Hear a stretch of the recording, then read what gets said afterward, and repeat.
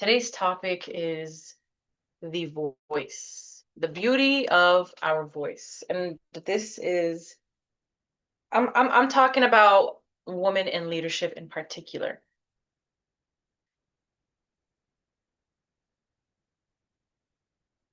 I'm learning. I'm witnessing that women often feel like they're walking on eggshells within the workplace, especially women in leadership. Women in leadership positions are often feeling like they're walking a tightrope and that they're not able to express themselves honestly, authentically, with assertiveness. Why? Because they're considered too aggressive. And I'm honestly curious, like, where did this perception of women knowing what they want, knowing what they don't want, knowing what they know, expressing what they know with clarity, right? With whatever tone, with a clear tone, just clear. Why is that considered aggressive in corporate America? Raptor, welcome, welcome, welcome. Why is it considered aggressive for women in corporate America? How kind. Thank you. Thank you. Thank you for that. Thank you. Thank you. Thank you. Thank you. Thank you. Thank you. I want to change the dynamic that I see so often in corporate America. Women should not feel like they are walking on eggshells when it comes to them expressing what they know, demonstrating what they know on the regular as women in leadership positions. Thank you for that. Thank you so much. If you want to see more of it, you can feel free to book the 60-minute coaching call in the link in bio. Yeah. And I often look, because honestly, the reality is, although the glass ceiling exists, I think women would have a better job at working around that if they just stick to their boundaries. Hello, hello, Allison. If they just stick to their boundaries and continue to be assertive, not allowing the pressure of speaking in a certain way, in a high-pitched way to please others, because what that's doing is it is disrupting your internal peace, your internal the alignment you have with yourself. It's disturbing. So you're disturbing yourself and what makes sense to you in order to please others. That's not going to work. That's not going to work.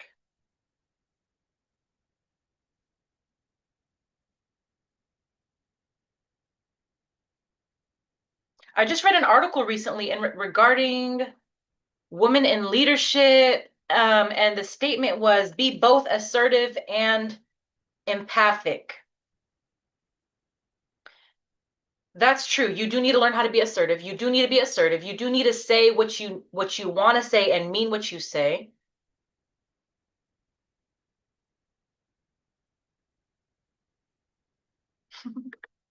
Thank you for that.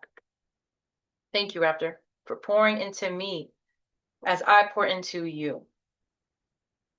Let me read this out to you, okay? The quote was, be both assertive and empathic.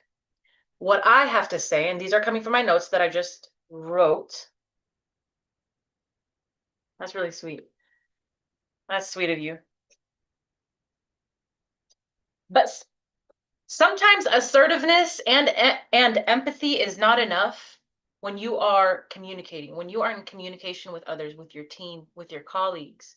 You can absolutely be as assertive as you can, as empathic as you can, but sometimes that is not enough. Sometimes that is not enough. What I have to add on to that is you need to get curious. And this isn't just for women in leadership. This is for anyone that feels that they are not heard. This is for anyone that feels that they're not able to communicate their ideas clearly.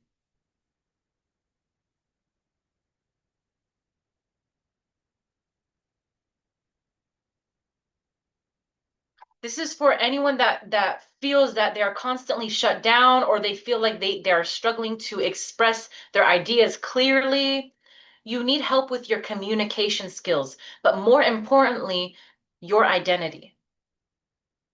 Because at the end of the day, your ability to communicate clearly or unclearly, your emotions during conversations, it's a reflection of your identity, how you perceive yourself. Right? If you're constantly anxious about being misunderstood, that means you identify yourself as someone that is unable to communicate and express clearly.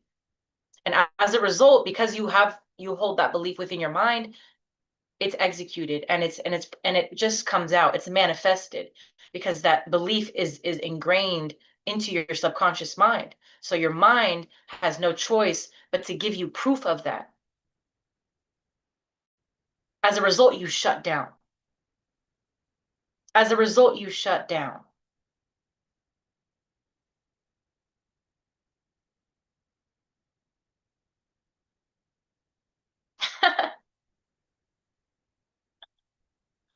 That is sweet.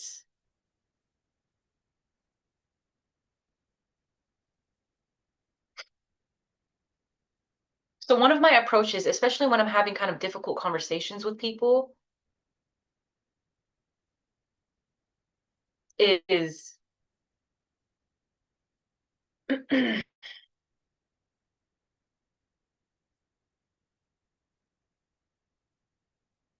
finding common grounding. When you're holding meetings around conflict resolution, right? When you're meeting with a colleague or a partner or a relative, you will have difficult conversations, right? Conversations that might feel triggering to the other person. And it's hard to determine, to dictate how that person is going to respond. But what you have control over is how you react, how you respond. You have control over your body language. You have control over your vocal inflections. You have control over your facial expressions. And all of these aspects and characteristics are directly tied to how your message is received. So it's important to identify what you do have control over and what you don't have control over in in conversation with people.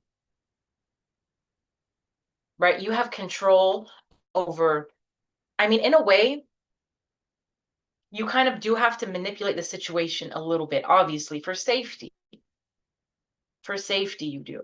For the well-being of all, you do. And I think that's natural. I don't think all manipulation is bad manipulation. I don't think all manipulation is malicious.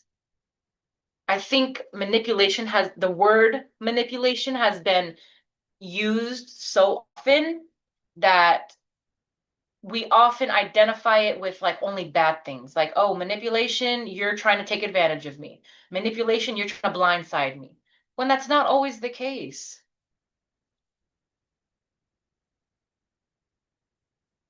That's not always the case.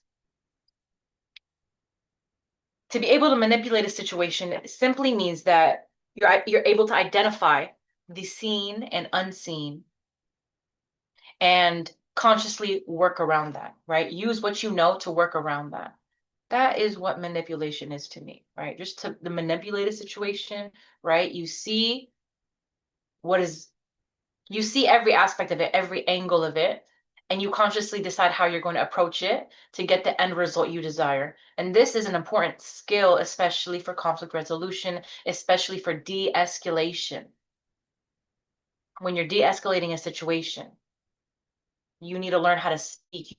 You need to be able to tap into your body to ensure that your body language is open, not aggressive.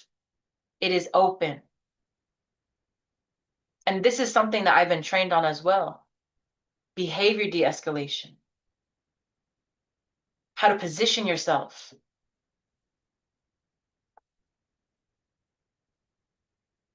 All right. I want to go back to that post because I really want to reference it. Okay, this is an article by Julie Lando. Um, and she says bold leadership shouldn't be a balancing act. Here's how to lead unapologetically. It's a cool article. Like, it's a little short thing. It's a little short article. One of the things she states is redefine professionalism with empathy. Be both assertive and empathic. Listen actively, stand firm, and stay clear on your vision. But the issue I notice here is that like assertiveness and empathy is not enough sometimes. It is not enough. Because in order to genuinely create connection and in order to create a sense of safety between you and the other person, so that their walls are not up, because if their walls are up, if they're on defense, they're not going to receive you or your message as clearly as you hope it would. So this is an important leadership skills for executives, managers, HR representatives, HR directors, CEOs, decision makers. This is a skill that is useful to everyone, but especially those that are in leadership positions. This is a skill that you must master if you want your message to be received as effectively and efficiently and clearly as possible. Communication skills, people skills, relationship building skills are your number one priority. To get the most out of your relationships with people.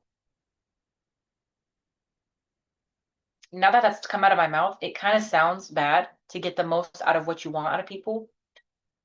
But I mean, in my opinion, all relationships are a reciprocation of value, whatever that value means to you, whatever the value is.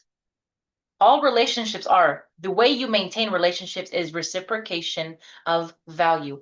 Right here in this live, I am providing you with value. I expect value back. That is engagement in the comments. The way Raptor was doing, Raptor on Mars, the engagement, the speaking, the conversing,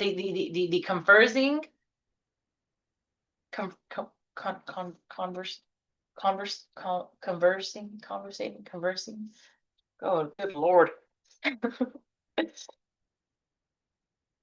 So yeah, don't there's no need to be afraid when you're having these hard conversations. And I mean, this goes especially for women in leadership, for people that like grew up with a lot of anxiety, like that grew up being very big people pleasers. I understand how hard it is to communicate clearly and honestly. Someone says, "Do you like your food?" You say, "Yeah, yeah, it's good. Yeah, it's good." When it's really like you're not happy with it. You are dishonoring yourself, you're dishonoring your truth, you are disrupting the energy within yourself, you're disrupting the trust you have between self and spirit. I've always said this. When you betray yourself, when you betray your truth, when you've falsely associated safety with neglecting yourself and dishonoring your truth, that might have been your reality in childhood, but it's time to disconnect from that. You need to detach from that and create a new reality from yourself. There is safety in your truth. There is safety when you express yourself honestly and clearly. I've had to learn it the hard way. I've had to learn how to express myself honestly, as nervous as it made me. Right? One time in front of a whole team meeting before I started this beautiful company of mine, Into Azim Coaching, where I help leaders and CEOs develop the skills they need to build the relationships that are going to create lasting quality results within their companies, within their business. Before I started this company, I was working several 9-to-5s and I worked under several managers. So I have a lot of experience, a lot of insight on the realities of the qualities and areas for growth of individuals in leadership. But I'm big on justice and fairness. And so when I witnessed that there was a comment, there's a pattern that the manager of the branch, unfairness, favoritism, and it was consistent, very consistent. That definitely rubbed me the wrong way. It rubbed me the wrong way, and I couldn't stand on it. All of my colleagues were aware of it, but no one had the boldness to say something because they feared retaliation. That's called a psychologically unsafe workplace. That is an example of an unhealthy, unsafe, psychologically unsafe, and toxic workplace culture. When your own colleagues, when your own team, when your own staff does not feel comfortable and safe enough to address an issue that you might be the cause of, that you might be the leader of, you're likely the leader of several issues in the dynamic of your workplace. Are you willing to hear your people out though? Are you willing to genuinely create the safety that they need to you? Do they feel safe enough without fearing job security? S. Vernon says, if you are a bit shy and I try to be more communicative with someone, but you can't do it. I don't understand what that means. Can you rewrite that for me, please? So I can understand what you're saying. Can you rewrite that for me? Rephrase that. If you are a bit shy and I try to be more communicative with someone, but you can't do it. So one of my approaches with my private clients, if you were to just book a 1-hour call with me, we can address this issue for you, S. Vernon. I have a 1-hour session for you where we can address this issue right here. When you're shy, you try to be more communicative with someone, but you can't do it. That's often because you're too much in your head in that moment. There's probably a lot of anxious thoughts going on in your mind in that moment that is causing you to like show up in a way that is dishonest with yourself regarding the communication aspect of it. There's a lot going on in here that you're not aware of. And so if you were to come into my call, if you were to book a call with me, I can provide you with certain exercises. Yeah, I understand what it's like to be an introvert, Fernan. I do. I was a quiet, anxious individual for like 2 decades of my life. Okay. 2 decades, y'all. The first 2 decades of my life, I was very much a loner, very much awkward. I didn't really know how to like allow myself to be seen.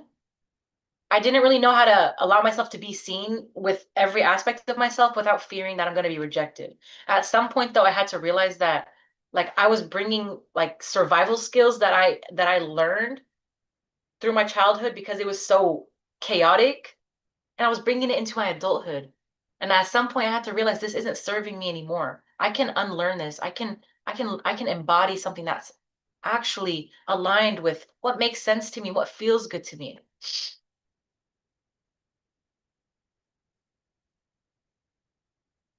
Okay. I'm gonna write that down too. S. Vernon, what is your position? What is your occupation? What do you do? You know, you're a bit shy and you want to be more communicative, but you can't do it. That sounds like social anxiety. And I understand because I used to have social anxiety too, but now I'm the complete opposite. I'm very open with what I say, what I express, because I've created that sense of safety within my own body. You have to create that sense of safety within your own body that you are safe no matter what. No matter where you are safe. You will create that safety for yourself. Even if there is retaliation, you create that safety within yourself.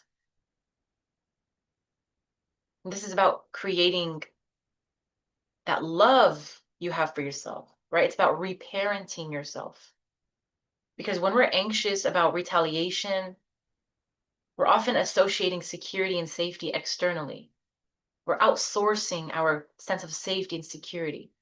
When in reality, the sense of safety and security has always been our duty to instill within us and to create for ourselves. It starts,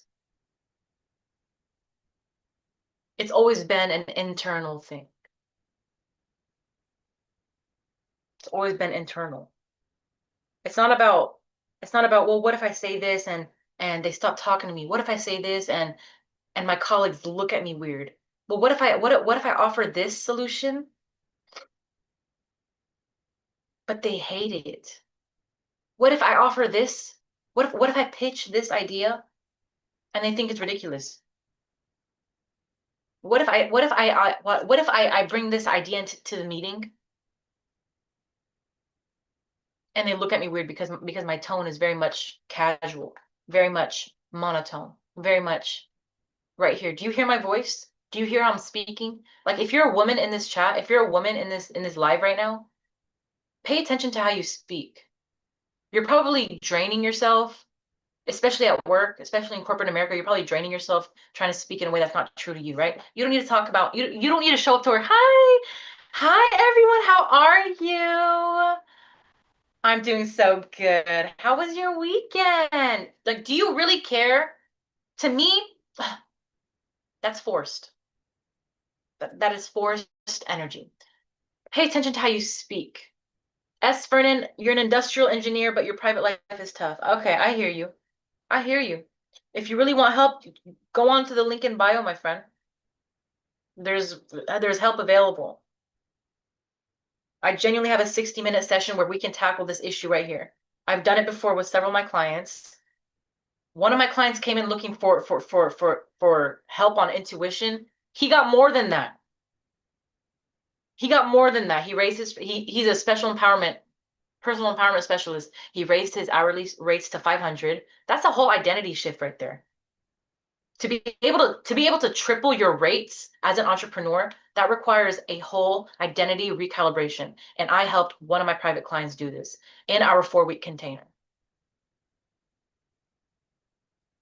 Not only that, but by the end of us working together, he made the decision to move across the freaking country to go be closer to his business partner because he had also several other business ideas that were in the works.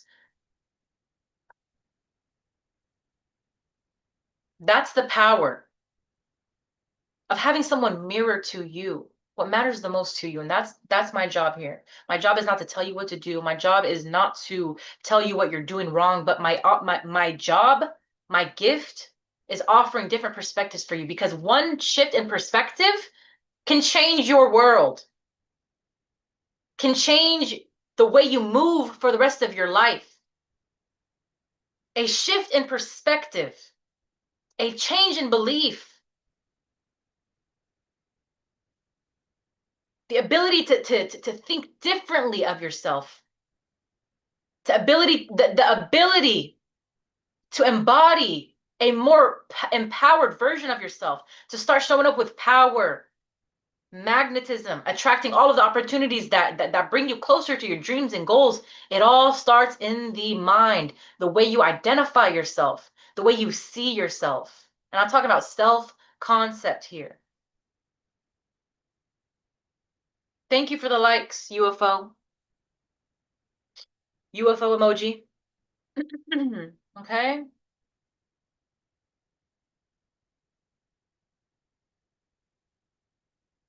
Now back to you, Espernon. I understand you're an industrial engineer, that you're looking to speak more confidently, speak with more conviction. I really would love to help you. I really do understand what it's like to feel like you don't know how to express yourself clearly.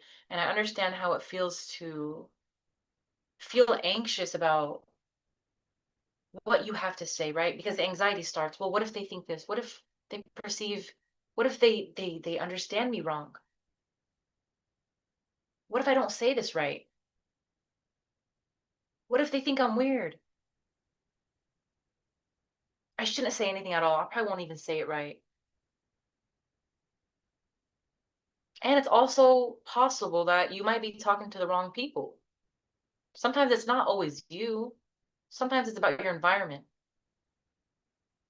Sometimes it's about the environment that you're in that doesn't allow you or provide you with the freedom, with the opportunity to express yourself openly and safely. But if we were to work together one-on-one, Vernon, we would address these things. I mean, you have a very unique situation that, obviously we can't discuss and get to the root of on call on right here on this live. That's something we can do one-on-one privately, okay? That option is always available for you.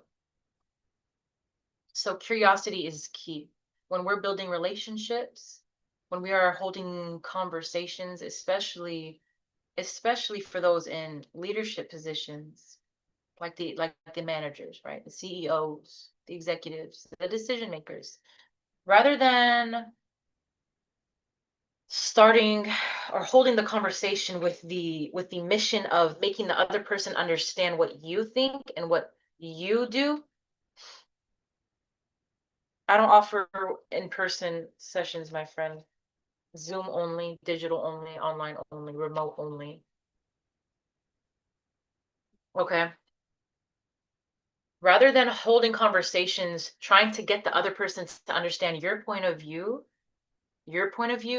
slow down and get curious.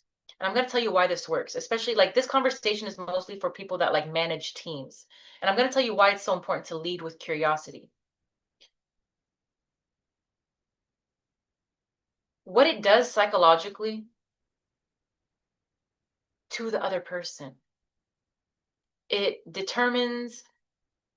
makes them realize, like psychologically, like this is a subconscious thing that happens when you're leading with curiosity, when you're asking questions, when you are asking questions to get to know more about what they're talking about.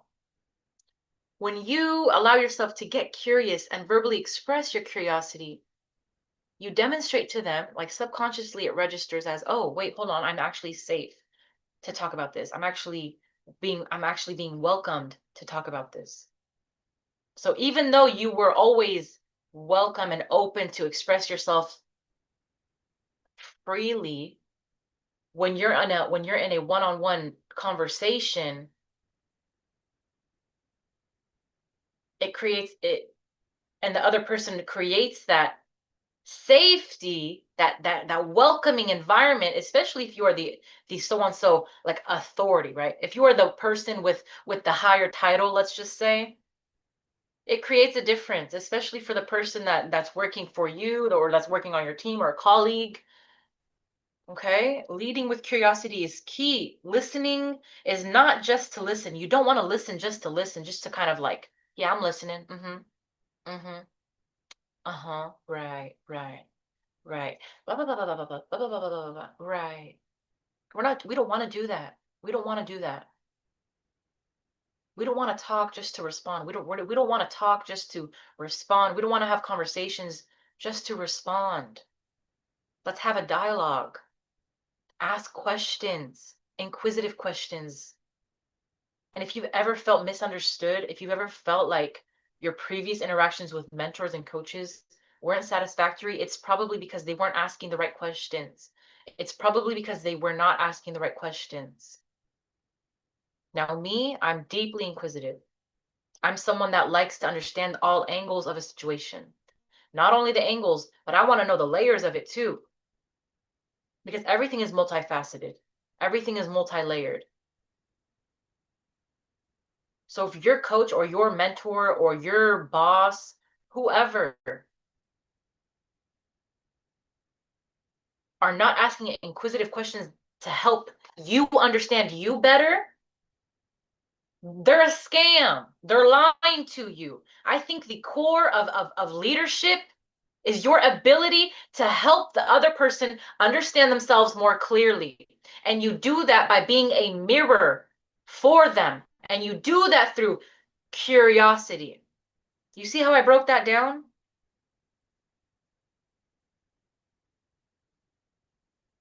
And if this is resonating, because I can feel it, I know this is hitting for one of y'all, at least one of y'all. Yeah.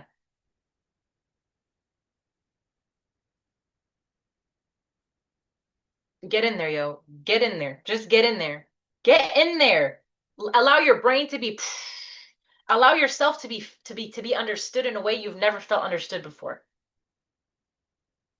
Allow yourself the opportunity to be heard in a way you've never been heard before. Because my duty here is not to tell you what to do. It's not to give you XYZ strategy. My job here is to simply allow my experience, my education, my insight, my curiosity to guide you back to your core, back to your roots, so that you can continue to make aligned decisions, strong decisions, powerful decisions, decisions that are made from a sense of purpose, from the root of purpose, not pressure. Okay, not pressure. So many of us are going without stopping to feel it out. Feel it out.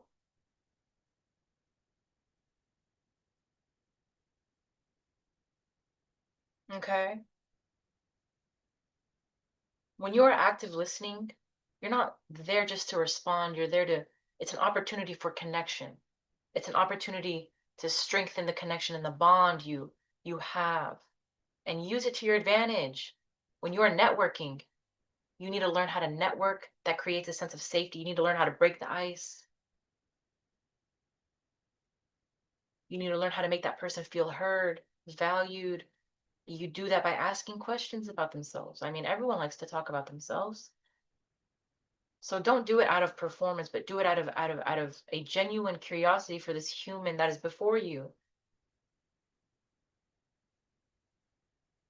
Get curious, get more curious about the people that are around you. Rather than looking at them at face value, get curious. Who are you? What brought you here? What matters most to you? Ask questions that matter. And that's my approach. I don't know about I don't know about y'all, but it matters to understand how to make another person feel heard, feel valued, and feel like they matter, because at the end of the day, that is what's going to develop, expand your network. That is what's going to help you create these lifelong partnerships, business partnerships, intimate partnerships, platonic partnerships, human skills, relationship skills. That's all this is. And it's so simple, but it's so widely ignored and neglected, especially in corporate America. This is why I'm here. This is why I am who I am. Authentic leadership coaching, authenticity. Authenticity is rooted in,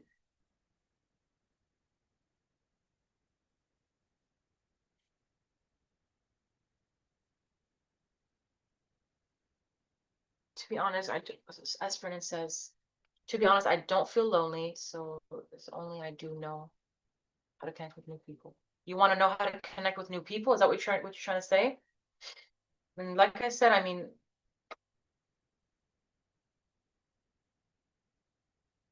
your best bet is to just get in a private call with me.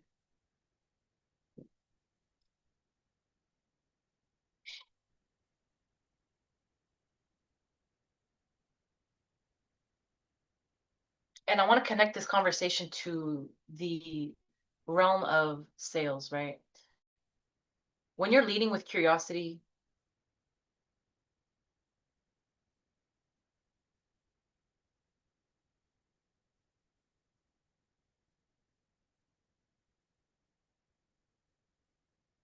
and when your goal is to find the common grounding, because I mean, first of all, that's how you de-escalate a situation, is by finding what do we have in common right now. And the only way to find that common grounding is by asking questions.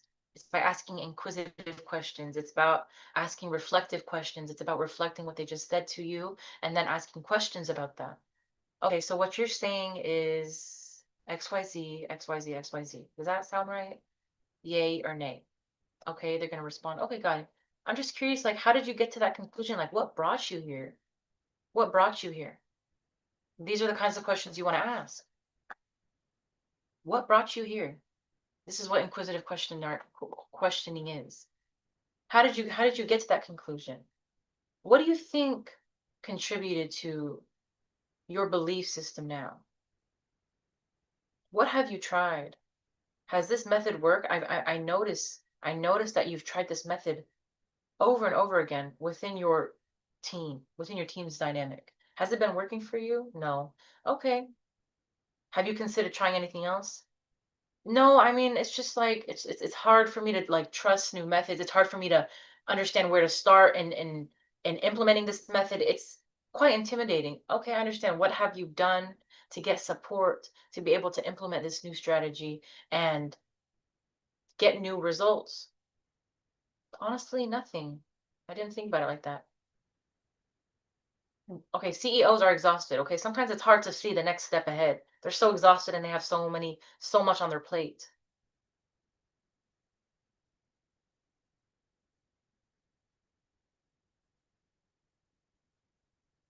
Even in leadership development trainings. You get trained, and one of the things that they discuss is active listening. But what does that even look like?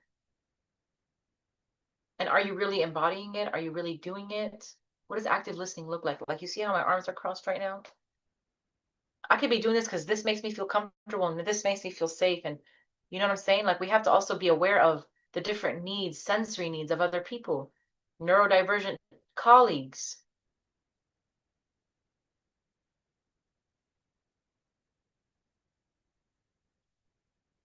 This is also a part of creating a psychologically safe workplace.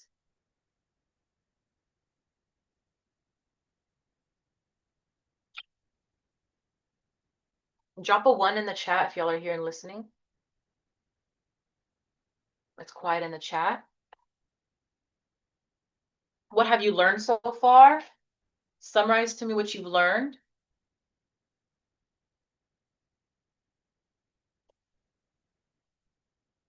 Espernan says we don't connect. Can you explain?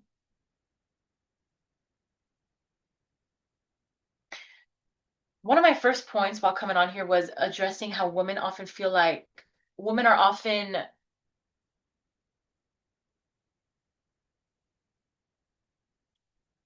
performing. They're performing because they're walking on eggshells around their colleagues within the workplace, even as leaders. Even women in leadership feel this way.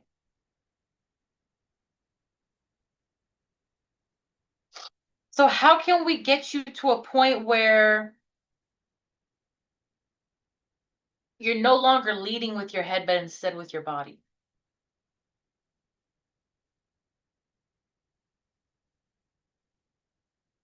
How can we help you lead with presence and not pressure?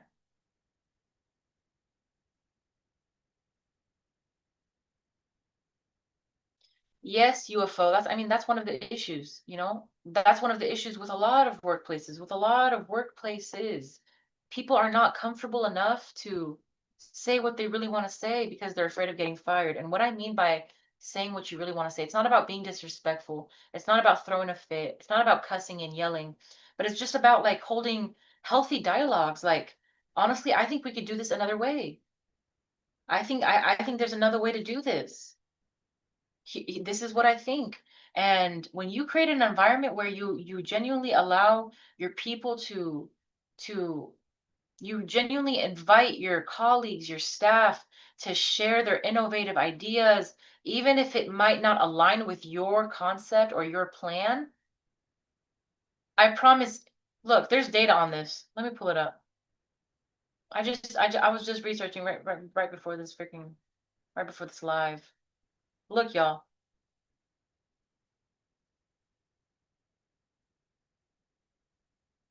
Empathic leadership Empathetic leadership drives engagement and innovation. A catalyst study found that in organizations where senior leaders demonstrate high empathy, 76% of employees report frequent engagement, 61% express consistent innovative behavior, and 50% feel a strong sense of inclusion at work.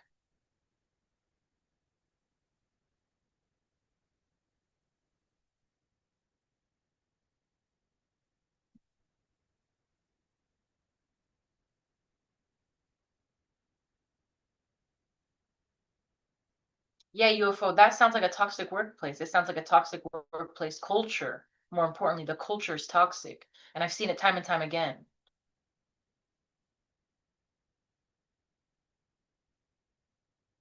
Authentic leadership enhances organizational performance. Research indicates that companies led by women who embrace authenticity, empathy, and adaptability experience improved communication styles, enhanced stakeholder engagement, and better alignment with emerging theories of authentic leadership.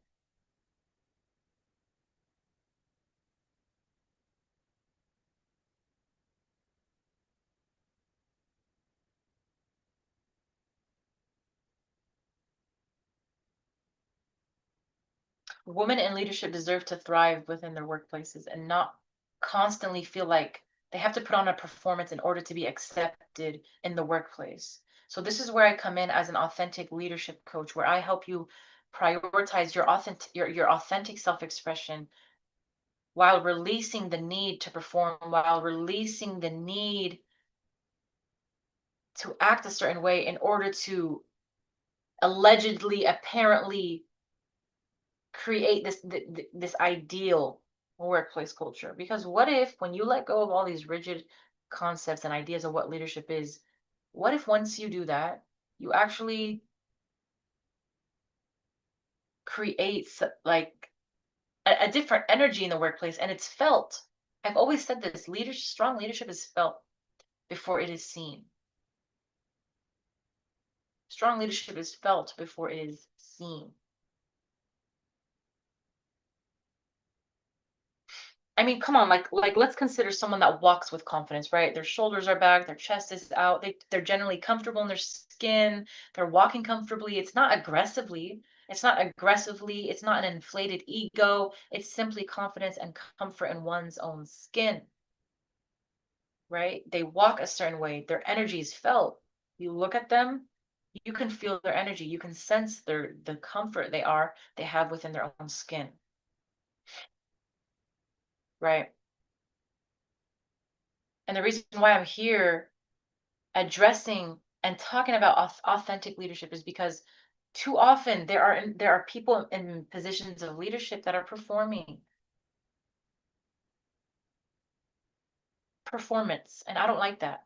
I don't like hypocritical leadership. I don't like leaders that kind of disappear into their office room, ignoring whatever else is going on. I don't like leaders or managers or bosses that prioritize.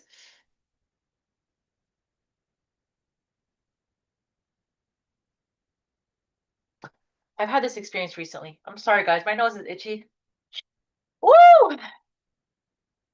I recently spoke with the CEO of a program for adults. It's a behavior program for adults with developmental disabilities. That's a mouthful. That's a mouthful. But yeah, um, she expressed to me that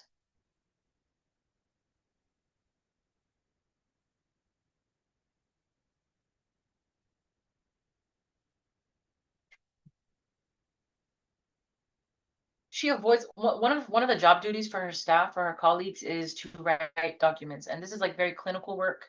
um these are documents that end up in court sometimes, especially some of the clients um have like a forensic background, so it's important that the documents are written kind of, with good language, punctuation, grammar, flow, accurate documentation, r- detailed scripts, detailed, events that are written in chronological and detailed ways.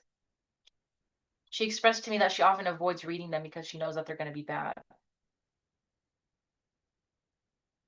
I offered her some of my what I could do for her, and it's an auditing of her whole staff one by one, because I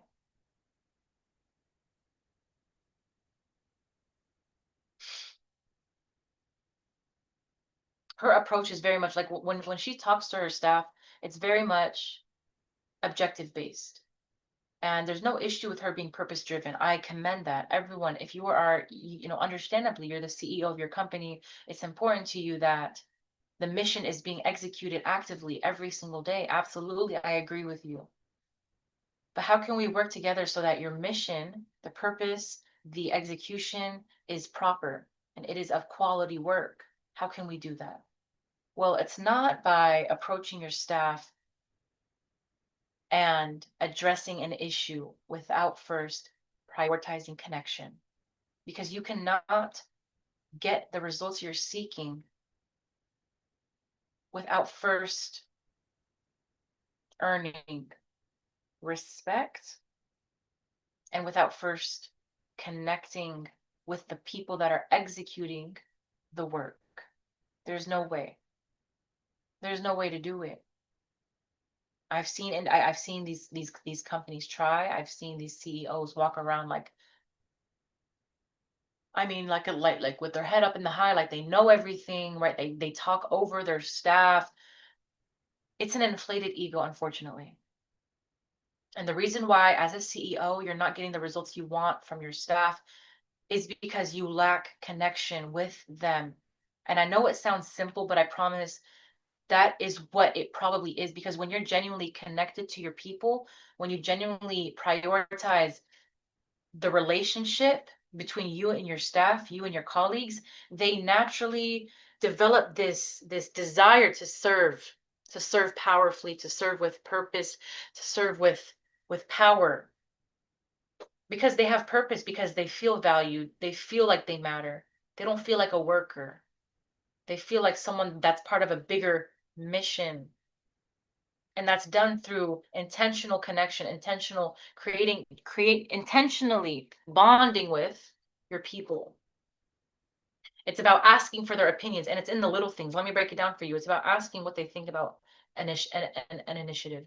It's about asking for feedback, not only asking for it, but then implementing some of it too. Because if you're not executing any of the feedback that you claim, is open for them, right? You say, we're open to feedback, give us your ideas. Okay, they give you their ideas, but how much of it are you actually executing? Because if you're not executing any of it, then you're just kind of like, you're performing. That's performative leadership. That's performative leadership. Yep, there you go. Yep, that two-faced thing. Yeah, exactly. It's performative leadership. Your staff feels it, your staff sees it. How can they respect you? How do you expect them to respect you and then also have the desire to genuinely put in quality work? Make it like make it make sense logically. Like it doesn't make logical sense. You can't show up to the office throwing around demands, expectations, without first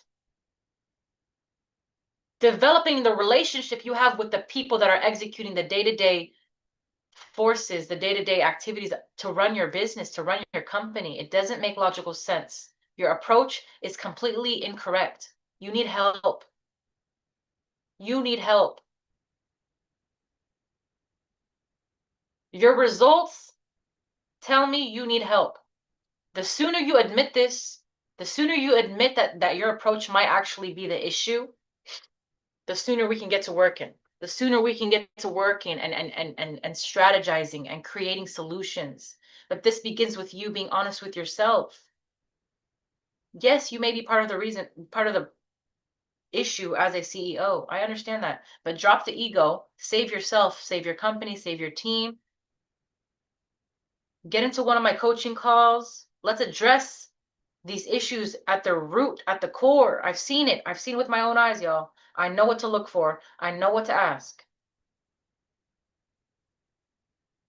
A lot of CEOs walking around don't recognize the energy they're giving off, how they look, how they're coming off to the staff. A lot of managers are yeah, of course they are. But a lot of managers like just love to talk. They love to hear themselves talk. I mean, hello, you're a leader, right? You're a leader. Aren't leaders supposed to lead others? You don't lead others by acting like you know all the answers. That's not what leadership is. That's not what leadership is. Leadership is not holding meetings and dominating the conversation because apparently you have all the answers. Do you do this? Do you do that? Like, be honest with yourself. Are you someone that overtakes the conversation, overtakes these meetings, just talks, because you have all the answers. I have all the answers. Shut up. Didn't listen to me. Shut up and listen to me. That's the energy you're giving off. I've seen it with my own eyes, y'all. I've seen it with my own eyes. Too many managers, executives, leaders don't know how to be leaders. You get into these team meetings and all you're doing is talking at your people. You're talking at them. You're not talking with them. You're talking at them. This creates a psychological barrier. There's a barrier now. Your people don't feel like their opinions matter. They feel stepped on. They feel walked over. And if you genuinely feel like you have to talk more than more than, you know, a two-way conversation,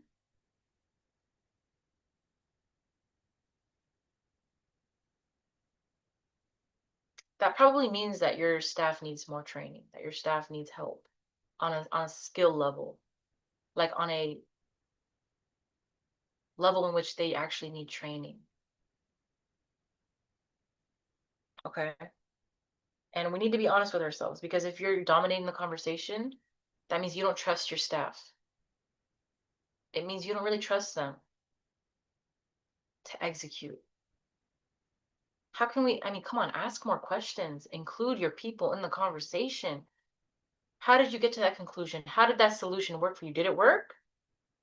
Did it work? How did it work for you? What was your approach like?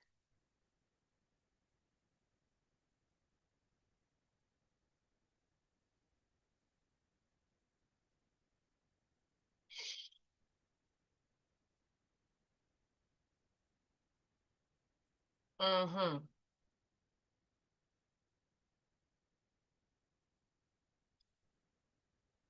You see what I'm saying? This is why I do what I do, because I've seen it so often in my life. I've seen it before opening my company. I've worked several 9 to 5s, y'all. I've worked underneath many managers, many leaders, so-called leaders. They really do lack communication skills. They really do lack people skills. And their approach to leadership is very unhealthy, and it's actually causing more of a disconnect between them and their staff, them and their teams, and they don't even realize it. That's why I'm here. Yeah, no empathy. There you go. There you go. There's no empathy.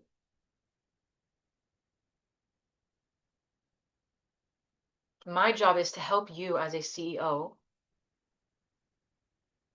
You're already aware of what's wrong within your team's dynamic. My role is to help you create solutions that honor each of your team's unique experiences, insights. How can you show up as a stronger leader, as someone that demonstrates an actual interest, someone that actually values the various perspectives that your team has to offer? And then not only that, but welcoming it as well. And not only that, but executing and implementing some of their strategies, implementing some of their ideas, right? This is called assertive communication. This is called open communication. This is called open dialogue. This is called assertive listening. Sorry, active listening.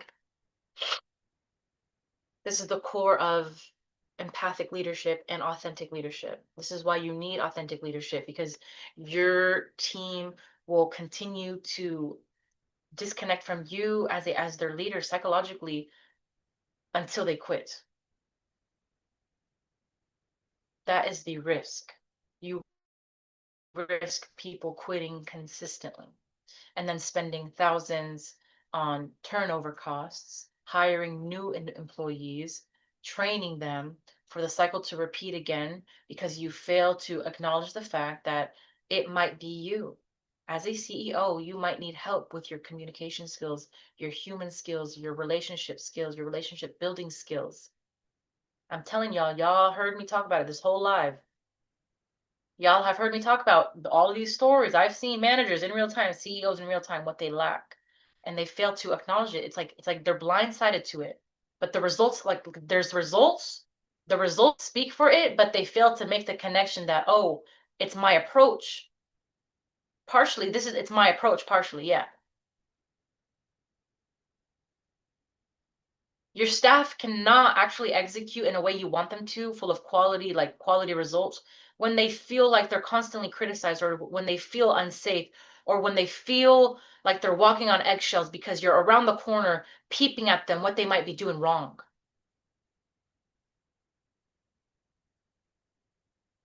Yeah, okay.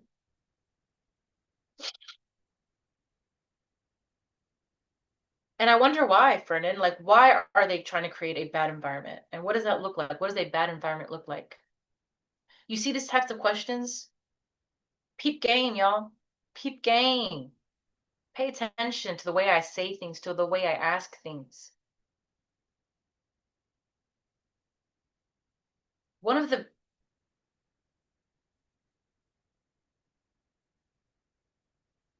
only reason for miscommunication is due to lack of communication.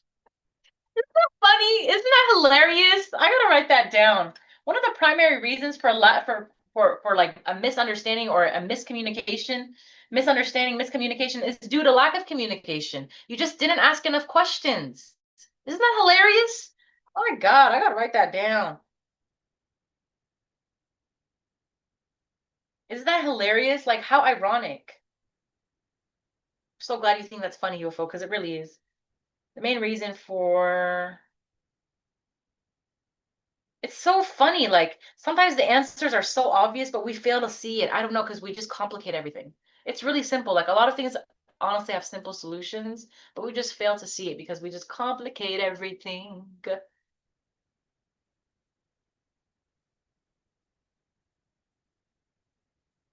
Get help with your communication style. Get help with being clear on how you want to show up. How do you want to show up as a leader? How do you want to be as a leader? How do you want your team to see you? How do you want your team to respond to you? And do you want your team to work harder and produce more quality results? Yes or no? It begins with you. It begins with you and how you show up to the office. It begins with your attitude. It begins with how authentic and genuine you're being about your interactions with your people, because they can sense it. I mean, people can sense fake personalities. They can sense fake attitudes. They can sense fake sincerity. So, with that being said, if you don't really care about people, then you're going to have a hard time getting what you want out of them. Dang, that's a word, isn't it?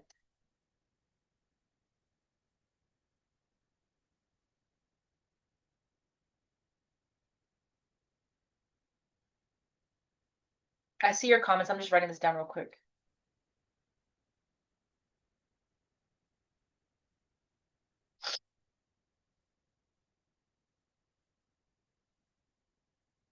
And again, y'all, I do have the 60-minute session available for you. If any of these topics resonated with you, get clear on where you are, where you have, what areas you have, what opportunities for growth you have as a leader.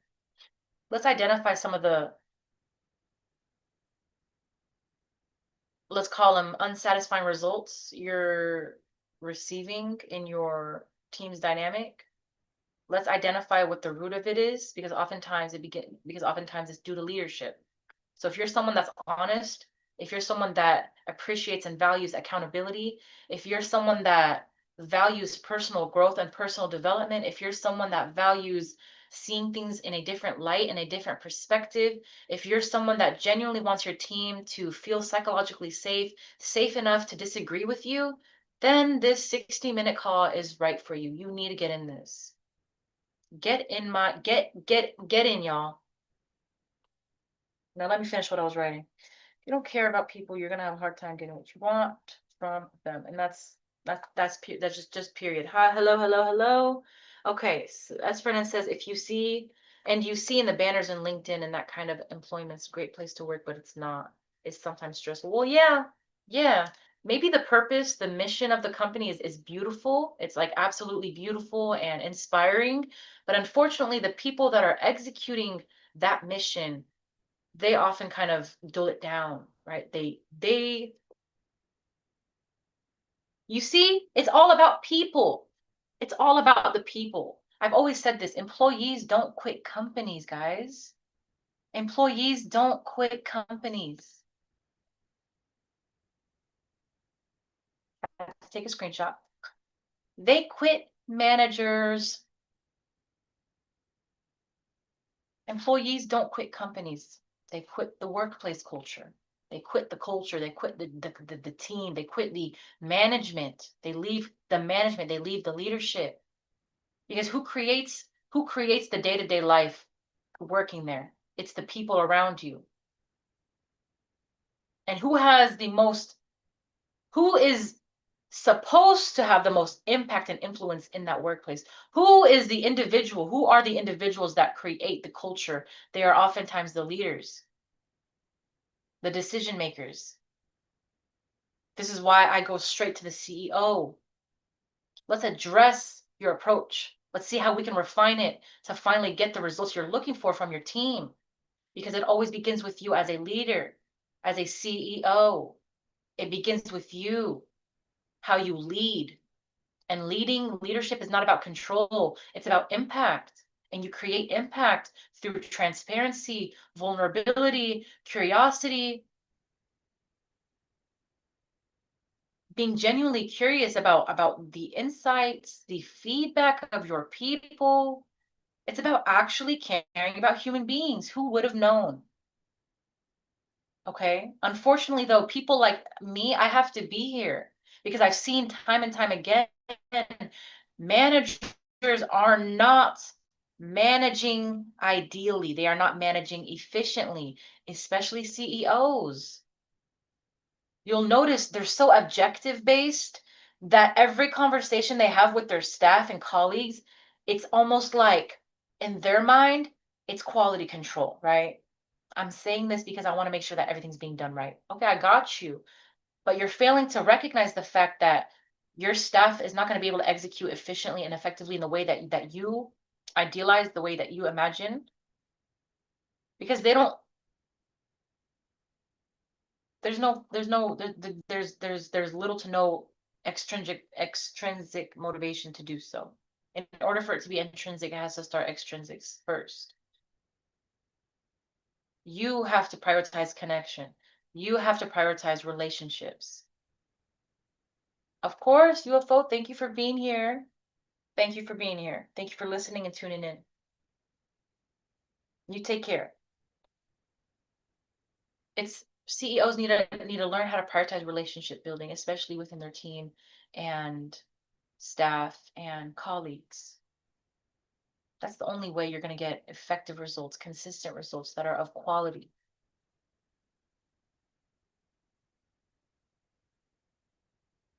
Go to the link in bio, book that 60-minute call, y'all. It's only 120 as of right now.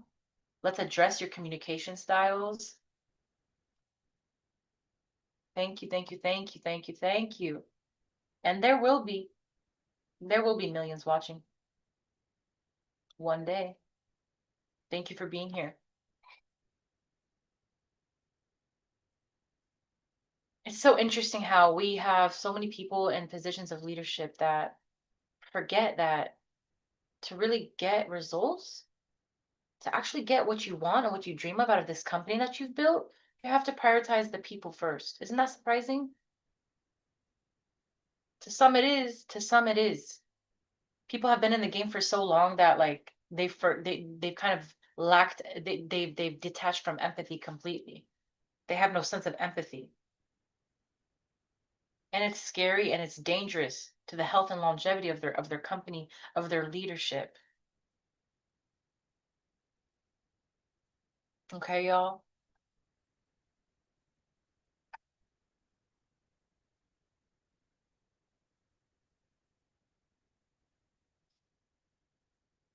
That's all I have for today. Get in the link in bio. Go book the 1 hour call I have available for you to get clear on what you want, what kind of results you're looking for your team, how to get there through person first approaches. It begins with you. It begins with you as a leader. And this is your opportunity to take accountability and ownership over the results of your team.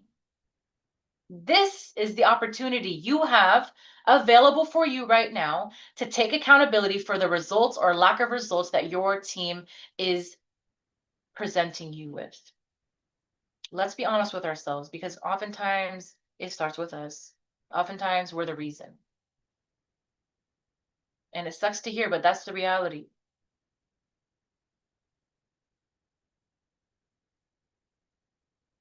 It's uncomfortable at first, but it's rewarding in the end. My name is Mariam. I'm an authentic leadership coach and workplace culture strategist. Thank you for tuning in. I will see y'all tomorrow evening. Good night.